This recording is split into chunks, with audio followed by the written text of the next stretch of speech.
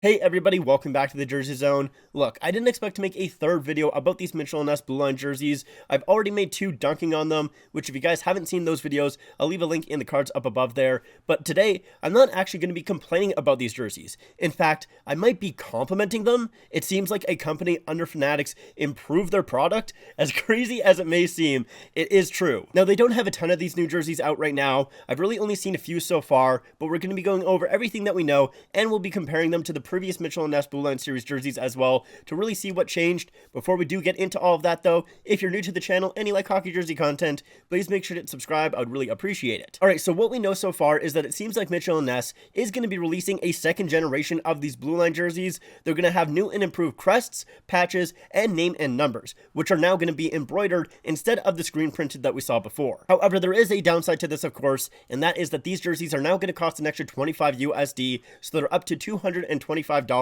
instead of the 200 that came before. That 200 price I thought was really overpriced just because of the product that you were getting. And yeah, an extra $25 isn't really that much, and it is helped out by the improved product, but I still feel like $225 for these jerseys is quite a bit. And with this second generation as well, I'll be honest, I don't know how many they're actually going to make because I've only seen 4 different Oilers jerseys and 1 Dallas Stars jersey, and that's it. I haven't seen any other teams. I would assume that they would make more teams and that it isn't going to be just an Oilers and a Stars thing. I've heard rumors that it's possible they might be releasing more in October, but we'll kind of have to wait and see. That's not like a confirmed thing or anything like that. It's just something that I've read. I'm very curious if they do end up releasing more of these jerseys, if they're actually going to re-release some of the jerseys that they did in the first generation. It seems like they probably will do that because even with the Oilers jerseys that they've done so far, I think 2 of them have been re-releases. Like they did some in the first generation and now they've done some in the second generation here. So I would really hope that that would continue as well, because there was some in that first generation that were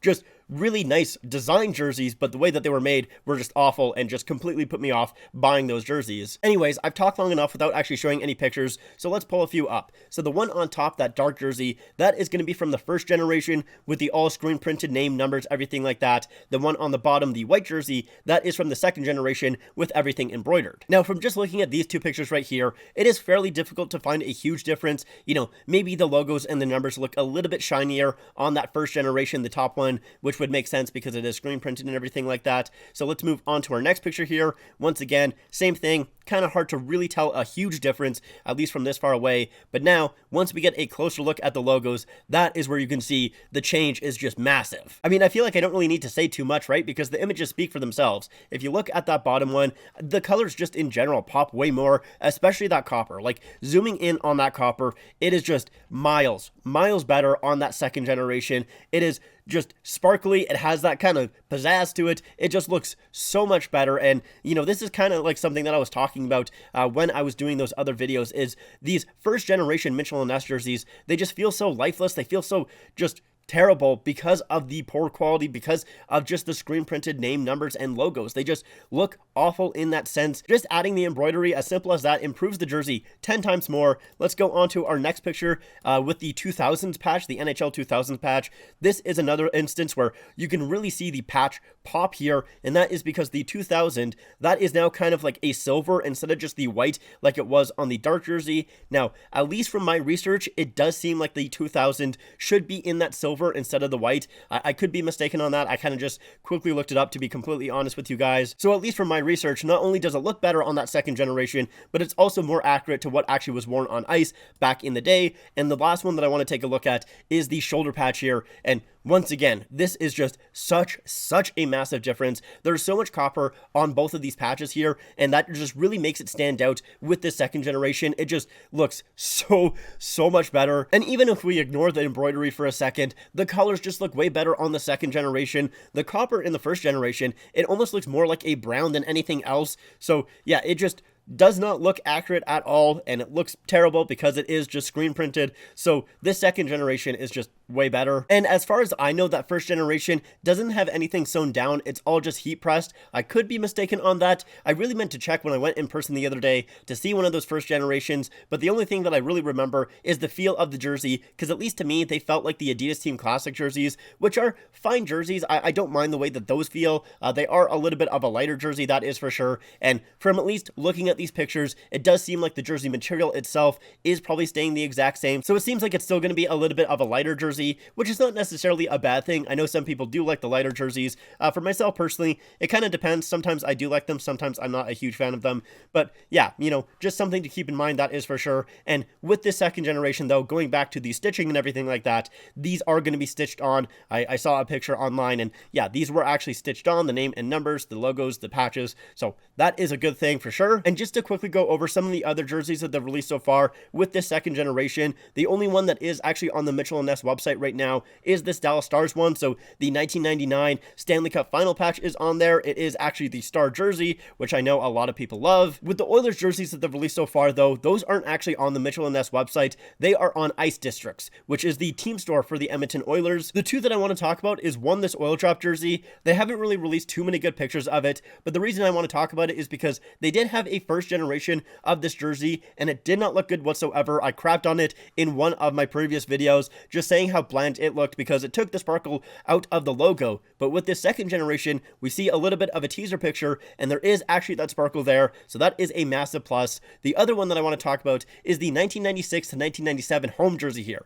This one is very special because this is an extremely difficult jersey to find if you are an Edmonton Oilers fan or just want this jersey in general. They were only worn for that one season. There weren't really too many produced, so they are quite hard to find, but now you can get a version of that jersey. Yes, it's not in the original, but it's still a decent quality product. It's not terrible like that first generation is. It is an improved product that, you know, I feel like is serviceable for a throwback jersey, and that's really what I was hoping for with these Mitchell & Ness Blue Line jerseys when they were first teased over a year ago now. You know, the teaser picture was a 2015 Washington Capitals Winter Classic jersey, and that one, you know, it's not a super difficult jersey to find, but it is still fairly rare, and I was like, hey, if there's a way that I can maybe get that 2015 Winter Classic jersey for the Capitals a little bit cheaper, maybe that's a route that I could go. Once I saw the actual quality of that first generation, it completely changed my mind. I was like, nope, not getting them whatsoever. This time around though, with the second generation, like specifically with that Oil Drop jersey, I'm kind of thinking about getting it because my Coho one right here, I really screwed up the crest. There is like pretty much no sparkle in this logo anymore because I used OxiClean to clean it, and that is not a very good idea when your jersey has some sparkle to it or has glitter or anything like that. So I did kind of ruin the crest of this jersey, and now I do have an option to buy that Mitchell & Ness one. Now, I'm not going to pay $300 for it. I'm probably going to wait until it goes on sale, and I probably won't even pick it up then, but it is an option, right? And I think that's all that matters. It's just good that it seems like Mitchell & Ness actually did listen to their fans, or maybe just that first generation wasn't selling too well, so they decided to up the quality. I think it's more likely that it is that than them listening to the fans, to be completely honest, but that's just me being a pessimist, I would say. I don't actually know how well that first generation sold. I'm just assuming not too well because there are still a number of really popular jerseys on that website, like a lot of Quebec Nordiques ones that have a lot of sizes left. There is a Pooh Bear jersey. There is also the Anaheim Ducks inaugural season jerseys up there. So I think that they probably didn't sell too well. Also, at the same time, though, there are a few that are missing that were there originally. Like I mentioned, the Oil Drop jersey, the 2009 Winter Classic jersey for the Detroit Red Wings. So it's possible they just restocked some of the jerseys that I'm seeing online right now. Either way, whether they made these changes because of the fan backlash or because the first generation didn't sell too well, it really does not matter to me. I'm just happy that they made the changes and that they're upgrading these jerseys. Yes, it's unfortunate that it is an extra $25 USD, and these jerseys are now $300 Canadian. That is way too expensive. I still would not pay full price for any of these jerseys, that is for sure, but I'm just happy that it is a step in the right direction. Anyways, that's gonna do it for me. Thank you guys so much for watching. I hope you guys enjoyed. Let me know what you guys think in the comments down below. I probably will still make one more video about this Blue Line series once they do kind of get that second generation fully out, but for now, like I said, thank you so much for watching. I hope you guys enjoyed. If you did, leave a like, subscribe to the channel, follow me on all my social medias, but that's it for me. Thank you guys for watching.